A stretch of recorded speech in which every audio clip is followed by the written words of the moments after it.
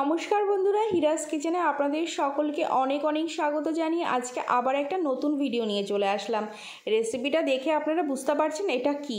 সত্যি এটা অসম্ভব সুন্দর খেতে আর একদম সম্পূর্ণ নতুন ধরনের রেসিপি। দেখতে যতটা সুন্দর খেতে ততটাই সুন্দর।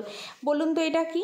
এটা হচ্ছে আমি রোজ শেপের মোমোস বানিয়েছি। আর এটা একটা ফুড কালার, কোনো ফুড কালার ব্যবহার করিনি। আমি এখানে অপরাজিতা ফুলের যে ন্যাচারাল কালার হয় সেটা দিয়েই আমি আজকে মোমো বানাবো।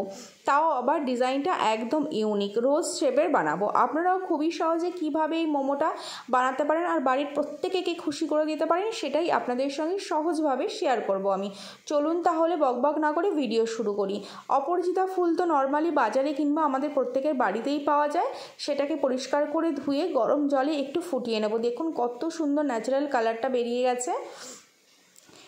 এটাকে সামান্য একটুখানি ফুটিয়ে আমি একটা ছাঁকনি দিয়ে এটা ছেঁকে জলটাকে একটু ঠান্ডা করে নেব।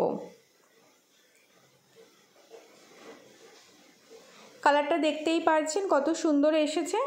এবার আমি এখানে দুটো ডো লাগাবো। প্রথম ডোটা কিন্তু নর্মাল আমরা যেরকম ডো লাগাই সাদা ডো ওরকমই হবে, কারণ আজকে আমি দুরকম কালারের মোমোস বানাচ্ছি। একটা মোমোর ভেতরেই দুরকম কালার। কিভাবে আপনারা বানাতে পারেন সেটাই কিন্তু আমি শেয়ার করব। রেসিপিটা কিন্তু স্টেপ বাই স্টেপ আপনাদের দেখতে হবে। খুবই সহজভাবে দেখানোর চেষ্টা করেছি। ডোটা কিন্তু আমার রেডি হয়ে গেছে। একটু লবণ দিয়ে শক্ত একটা ডো মেখে এটা রেস্টে রেখে দেবো। এবার যেটা আমি অপরাজিতা ফুলের যে কালারটা তৈরি করে রেখেছি সেটা দিয়ে আরেকটা ডো আমি মেখে নেব। তার জন্য আমি 1 কাপ ময়দার ভেতরে একটু সামান্য পরিমাণ মতো লবণ দিয়ে ওই যে ফুড কালারটা ছিল সেই কালারটা আমি ব্যবহার করে ডোটা মাখবো।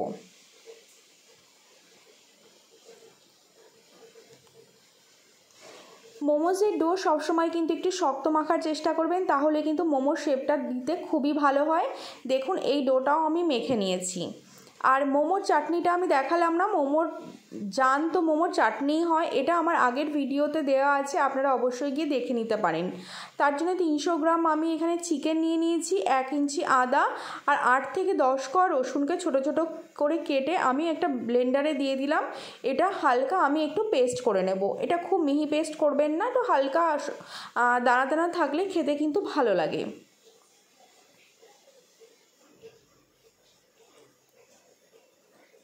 তারপরে এখানে আমি পরিমাণ মতো লবণ ব্যবহার করলাম, কাঁচা লঙ্কা কুচি, আর এখানে আমি দেব সামান্য গাজর কুচি, আর এখানে 3 থেকে 4টে পেঁয়াজ আমি ছোট ছোট করে কেটে রেখেছিলাম সেটাকেও আমি এখানে ব্যবহার করব।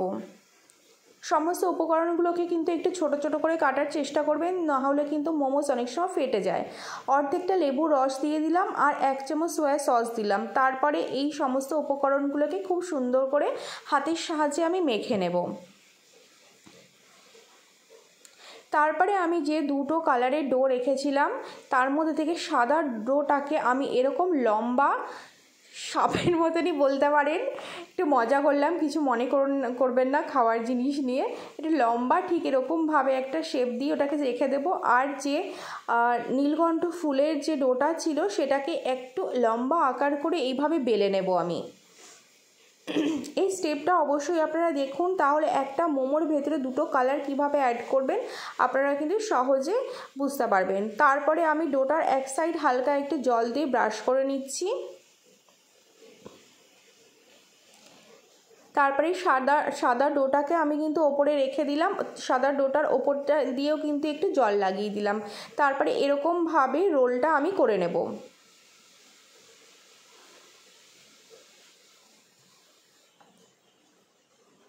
জল দেওয়া আছে তার জন্য খুব সহজেই কিন্তু এটা জয়েন্ট হয়ে যাবে। তারপরে হাতের সাহায্যে চেপে চেপে একটু লম্বা আকার দিয়ে নেব।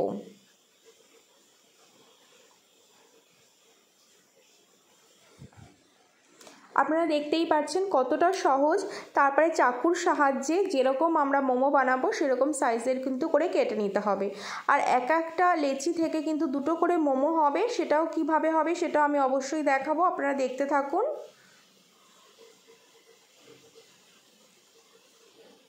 কেমন লাগলো জানাতে কিন্তু একদম ভুলবেন না। একদম ইউনিক একটা রেসিপি। দেখুন তাহলে দুটো কালার হয়ে গেল তো, একটা মোমোর ভেতরে মাঝখানটা এটা সাদা হবে আর সাইডগুলো হবে অপরাজিতা ফুলের কালারের।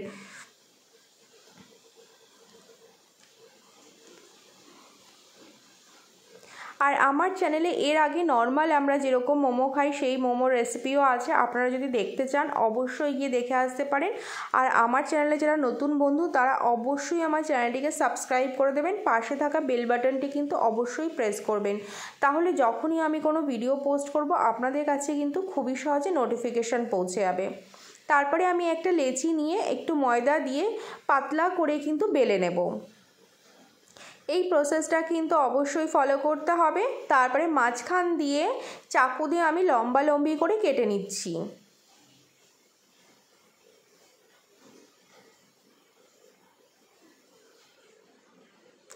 এইবার এরকম লম্বি করে যে চিকেনের স্টাফিংটা আমরা বানিয়ে রেখেছিলাম সেটা আমি দিয়ে দিলাম, আর একটা সাইড থেকে সামান্য একটু করে মুড়িয়ে দিলাম। এই মোমোটা বানানো কিন্তু খুবই সহজ, কিন্তু দেখতে অসম্ভব সুন্দর লাগে। এটা প্রত্যেকে কিন্তু আপনাকে জিজ্ঞাসা করবে যে এইটা কিভাবে বানিয়েছেন। একবার অবশ্যই বানানোর রিকোয়েস্ট রইল, আর আমাকে কমেন্ট করে অবশ্যই কিন্তু জানাতে ভুলবেন না।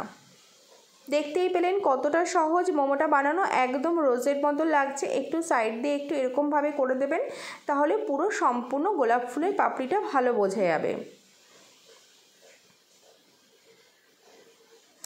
চলুন একে একে প্রত্যেকটা বানিয়ে নিয়েছি। আর আমাদের সবার বাড়িতে কিন্তু মোমো স্টিমার থাকে না, তার জন্য নিচে জল ফুটিয়ে ওপরে এরকম ধরনের একটা থালা রেখে হালকা তেলের ব্রাশ করে ওপর থেকে একে একে সমস্ত মোমোগুলো সাজিয়ে আমি স্টিম করে নেব 15 থেকে 20 মিনিটের জন্য। 20 মিনিটের মধ্যে এগুলো খুব ভালো করে স্টিম হয়ে যায়। এরকমভাবে ঘরোয়া পদ্ধতিতে আপনারাও কিন্তু বানাতে পারেন। দেখুন রেডি হয়ে গেছে কিন্তু আমার মোমোগুলো। আমার মনে হলো যে আরও 5 মিনিটের জন্য একটু রাখলে ভালো হয়, তার জন্য আর 5 মিনিটের জন্য আমি স্টিম করে নিচ্ছি। তারপরে এটা পরিবেশনের জন্য একদম রেডি। বর্ষা হোক আর গরম হোক, শীত হোক, যখন হোক মোমো কিন্তু আমাদের প্রত্যেকের সবসময় প্রিয়। কেমন লাগলো অবশ্যই কমেন্টের মধ্যে জানাতে ভুলবেন না।